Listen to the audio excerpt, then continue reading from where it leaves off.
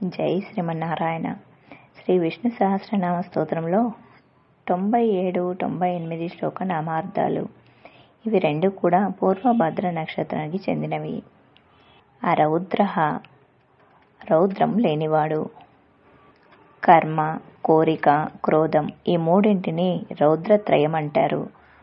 భగవంతునికి రాగద్వేషాలుండవు, అందువల్ల అతన్ని అరౌద్రుడంటారు. కుండలి, కుండలాలు కలవాడు.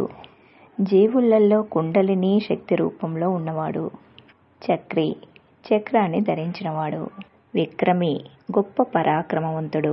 ఊర్జిత శాసనః, శృతులు స్మృతుల రూపంలో ఉత్కృష్టమైన శాసనాలను చేసేవాడు. శబ్దతిగః, శబ్దాలతో అంటే మాటలతో వర్ణించ సాధ్యం కానివాడు. శబ్దసః, వేదసారమే తానై ఉన్నవాడు. శిశిరః, చల్లనివాడు. ఆది దైవిక, ఆధ్యాత్మిక, ఆది భౌతికాలనే 3 రకాల తాపాల చేత బాధపడే వారికి విశ్రాంతి స్థానమైన వాడు. శర్వరీకరః, రాత్రిని కలగజేయువాడు.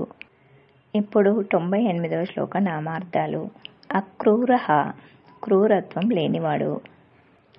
పేషలః, మృదువైన స్వభావం కలవాడు. దక్షః, సర్వసమర్థుడు. దక్షిణః, సమదృష్టి కలవాడు. శమీనాం వరః, సహించేవారిలో ఉత్తముడు. విద్వత్తమః, విద్వాంసులలో శ్రేష్ఠుడు. వీతభయః, భయం లేనివాడు. పుణ్యశ్రవణ కీర్తనః, ఎవరి తత్వాన్ని శ్రవణం చేసినా కీర్తించినా పుణ్యప్రదమో అటివాడే భగవంతుడు. జై శ్రీమన్నారాయణ. తర్వాత భాగానికి వేచి ఉండండి.